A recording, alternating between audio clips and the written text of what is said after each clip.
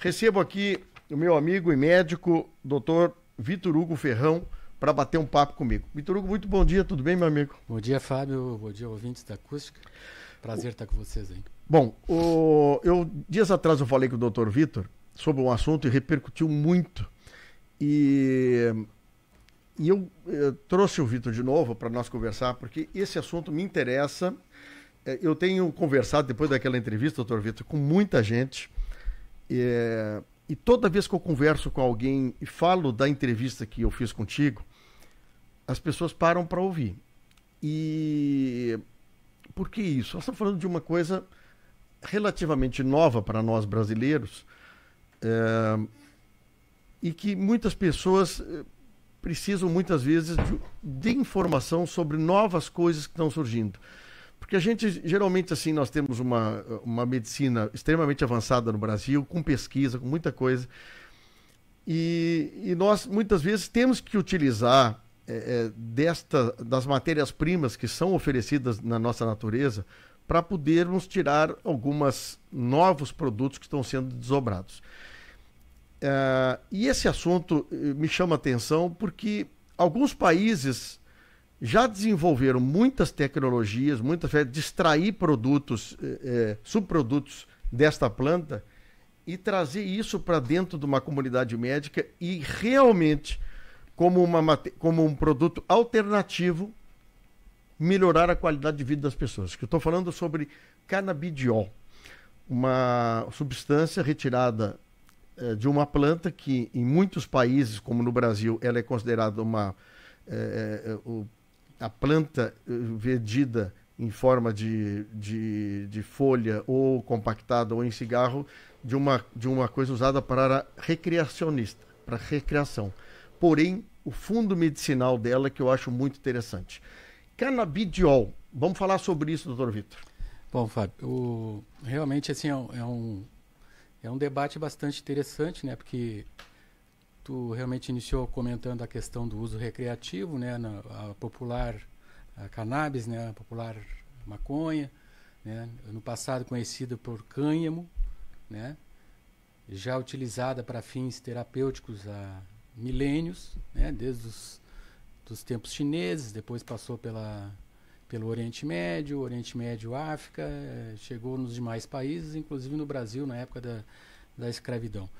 E já no começo do século passado ela já tinha uso medicinal, inclusive a nível de Brasil, vários elixirs eram utilizados para diversas situações médicas da época, né? Sim. E depois ela caiu em desuso em função da marginalização da planta, né? Que é a cannabis, a maconha, né? E no seu uso recreativo pode ter efeitos considerados alucinógenos, né? Sim. E ela então é considerada uma substância ilícita, o seu uso recreativo, né? E de uns anos para cá, né, muitos países já à frente do Brasil, e o Brasil até inclusive tem pesquisadores há mais de 40 anos do uso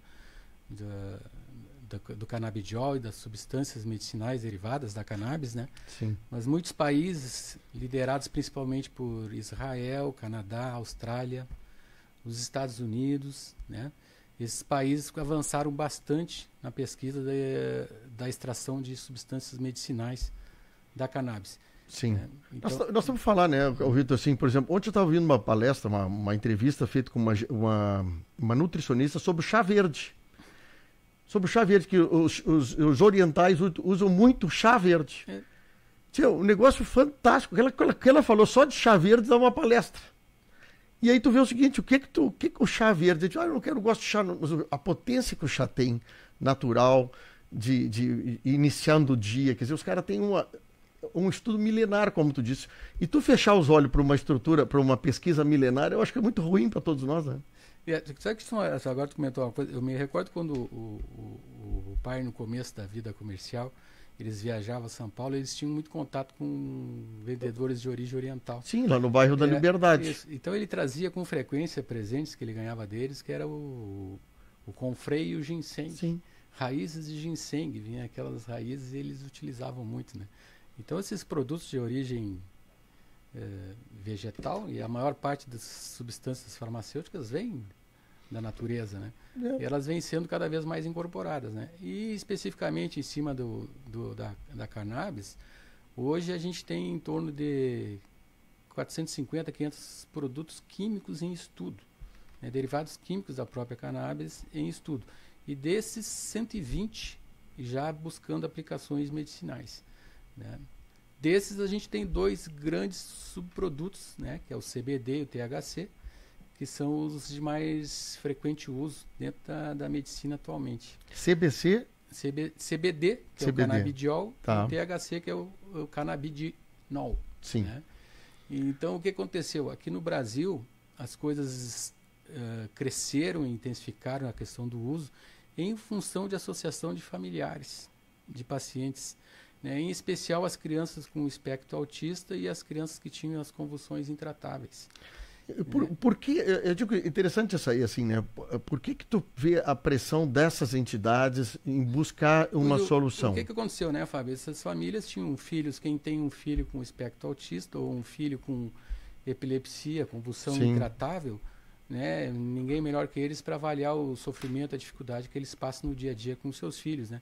E a falta de uma terapia específica que amenizasse de maneira interessante, a trazer uma qualidade de vida, não resolver o problema, né, mas trazer uma qualidade de vida para essas crianças, esses pacientes, levou esses pais aí nesse mundo globalizado a pesquisar. Sim. E na pesquisa de internet aqui, acolá, eles caíram em países onde o uso do CBD, do canabidiol, era eficiente nessas coisas. E muitas famílias abastadas que têm condições de viajar para outros países para tratar, vão buscando soluções. Aí o que aconteceu? Eles começaram a trazer de alguma maneira, não sei se legal ou ilegal na época. Sim. Aí conseguiram autorizações judiciais para plantio, essas associações.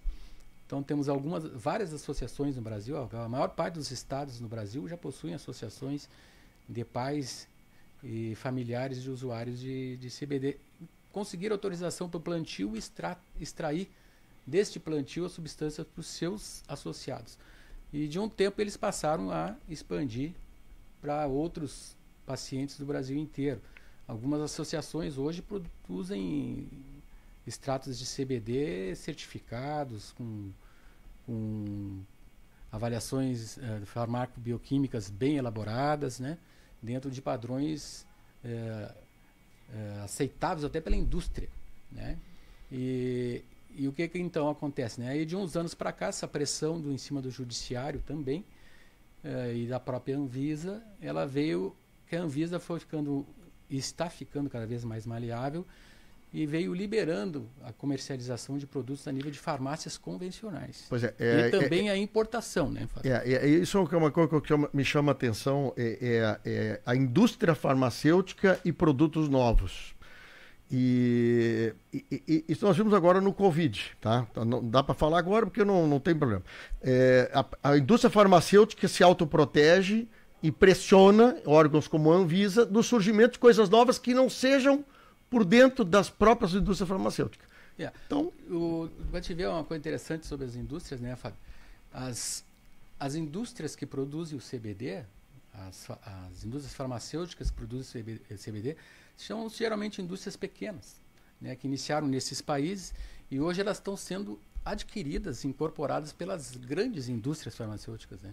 Então a gente já tem hoje marcas importantes do cenário mundial adquirindo. Vitor, só puxa um pouquinho teu mic pertinho de ti, que o pessoal está me chamando a atenção que nós estamos um pouquinho embaixo da entrevista. Bom, aí nós temos a indústria que está começando a se adequar no processo, nós temos a Anvisa, nós temos o Poder Judiciário que estão sensibilizando com isso. Bom, vamos lá para o uso do canabidiol ou seus derivados nesse assunto. A última entrevista que eu fiz contigo, me surgiu um depoimento de uma mãe aqui, de uma família que eu conheço há muitos anos, que eu não sabia que eles estavam fazendo tratamento com canabidiol. E ela disse o seguinte: há 10 anos meu filho não dormia e agora com o tratamento eu consigo ter uma tranquilidade porque ele dorme. Como é que... Dessas pesquisas que foram feitas e que já estão sendo colocado esse produto no mercado, que perfil de paciente a gente pode tratar? Bom, só para a gente entender um pouquinho também, né? Nós temos dentro do organismo diversos sistemas, tá? Então, assim, o aparelho digestivo, o aparelho auditivo, aparelho imunológico, o hemático, o músculo esquelético, o endócrino, o neurológico, né? E o canabidiol, né? Então, ele é entendido hoje como uma substância muito interessante porque ele tem inúmeras propriedades, tá? Desde propriedades neuroprotetoras, imunorreguladoras, né? Então ele teria um papel de reequilibrar diversas funções do organismo, né? Dentro dessas propriedades que ele tem. Porque o nosso organismo ele é mediado por reações químicas, né? E se descobriu nessas pesquisas que nós possuímos mediadores químicos compatíveis com o CBD, né?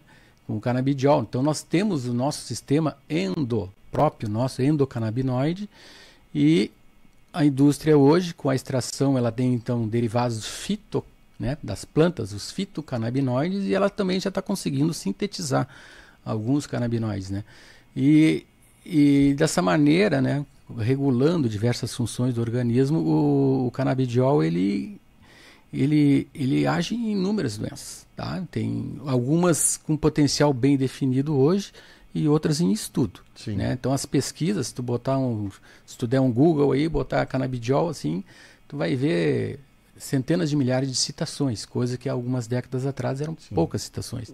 E é isso que a pesquisa ela demora muito tempo para ter uma reação e ter uma definição, vamos botar assim. Isso. O que nós não podemos enxergar como o canabidiol como uma solução dos problemas, né? Então, na grande maioria das pessoas, tá? Ele promove, né? E alcança uma qualidade de vida bastante interessante. Pois isso me chamou atenção. Esse relato que tu ouviu é verdadeiro, né? Quem tem um filho com espectro autista ou hiperativo, né? Ou um familiar com um quadro demencial, ele sabe o quanto que a família acaba se envolvendo e o quanto é cansativo muitas vezes, né? Não só para ele, mas para o próprio paciente, né? Sim. Então, assim, essas crianças, elas não dormem. Consequentemente, os pais não dormem. Então, tu tem um filho que consegue dormir 5, 6 horas, 8 horas numa noite, isso já é uma promoção de qualidade muito interessante. A família toda. Bom, tu fala sobre a questão do autismo. Só para entender, o autismo tem vários graus de frequência. O que, por exemplo, no autismo pode gerar a medicação do canabidiol? Bom, o que acontece, né? O CBD, o canabidiol, né? Pelas diversas propriedades que ele tem, ele age nesses pacientes promovendo assim, essas crianças normalmente assim, elas não têm um foco, né? Elas não conseguem fixar, elas não conseguem prestar atenção. Até o olhar não fixa. Elas são inquietas, até o olhar não fixa. E o canabidiol ele consegue regular a questão neurológica, faz uma neuroproteção e consegue trazer essas crianças para um equilíbrio basal, vamos dizer assim, trazer eles mais perto de uma normalidade, onde eles conseguem ficar mais tranquilos.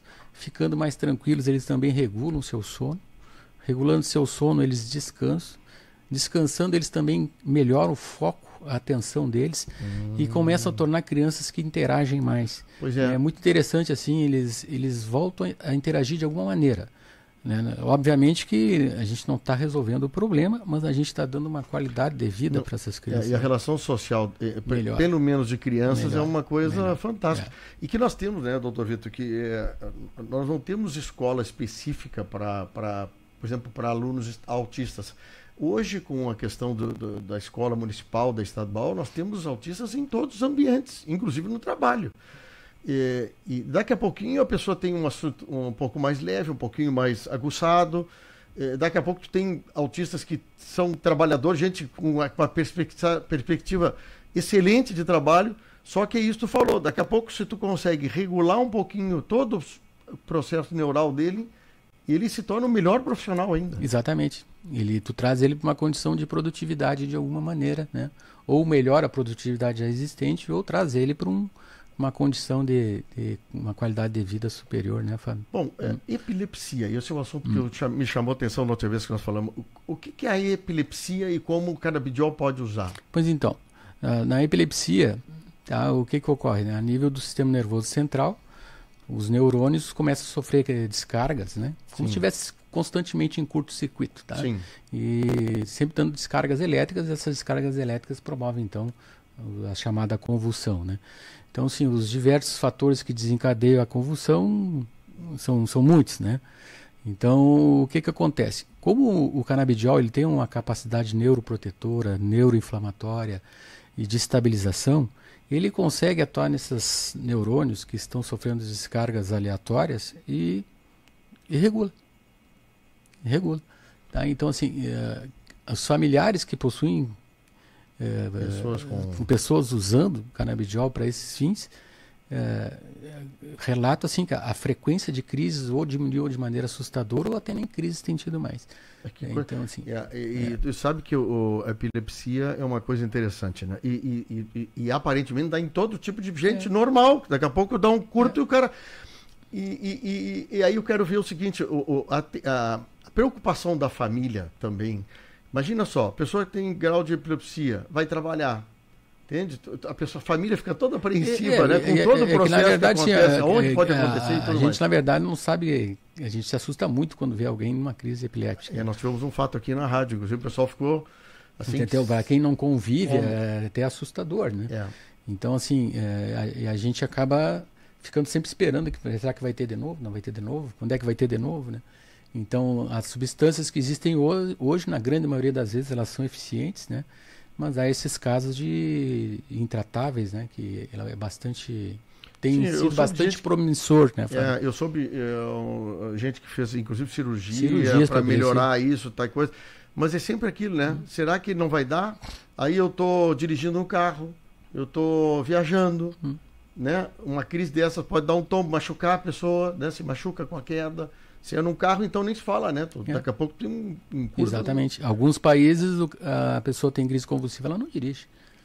E já sai do consultório médico. Sabe que teve um acidente agora, estou me lembrando, no Rio de Janeiro, se não me engano, na Avenida Atlântida ali.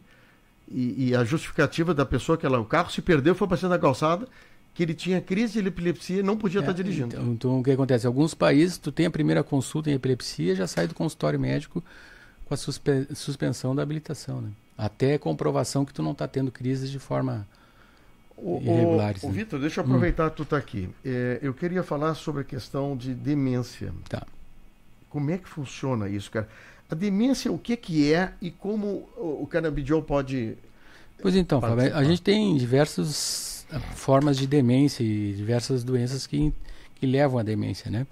Eu não sou da área neurológica especificamente, né? Eu entrei na questão do canabidiol como um curioso, né? E em cima da curiosidade eu me aprofundei um pouquinho nesses estudos aí, tá? Então, assim, a gente tem demências das mais diversas causas, né?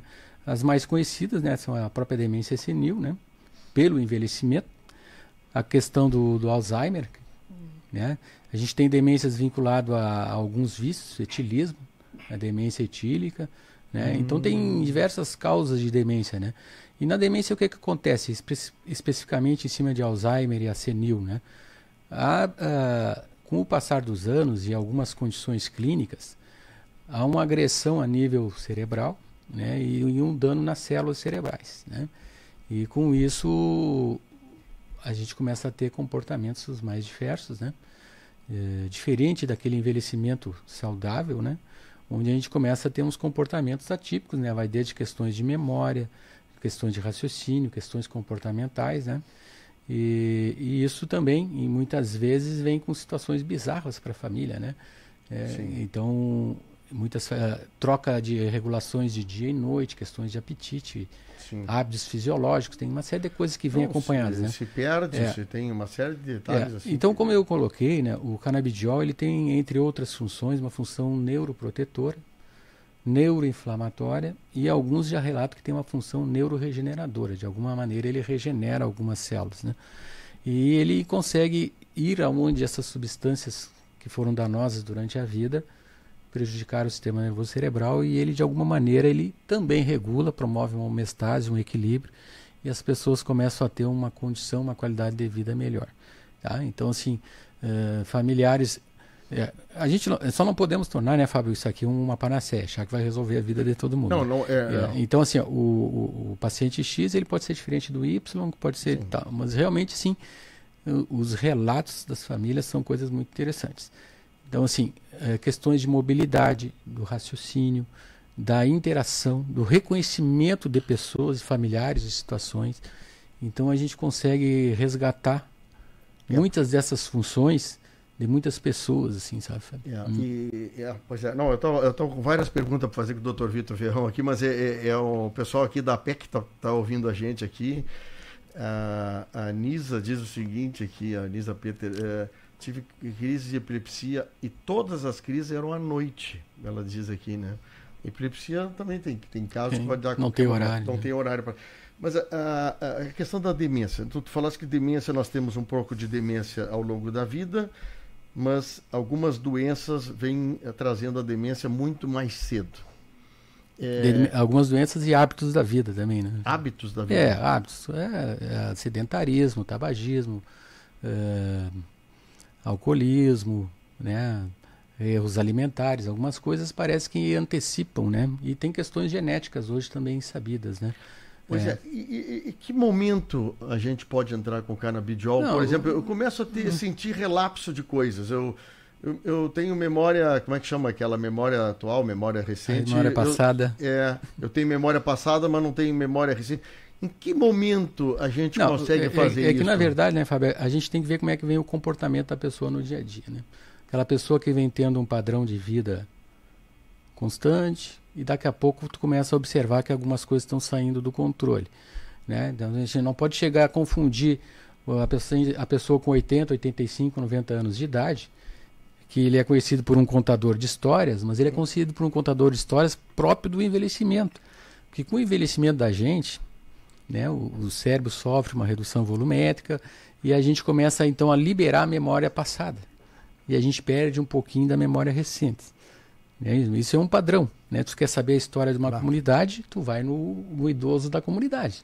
Por quê? Porque ele tem a memória passada e conta detalhes de tudo. Isso. Aí o de ontem tem a outra coisa é aquele que aquilo se transforma num problema, né? Assim, obviamente que uma pessoa com 90 anos ela não vai ter a mesma memória de dias atrás, né, como um jovem, né? Então, assim, a gente consegue resgatar algumas coisas. Então, a gente tem que saber identificar, para isso a consulta com o seu clínico, seu neurologista, identificar o momento adequado, onde identifica que aquilo se transformou num problema, né?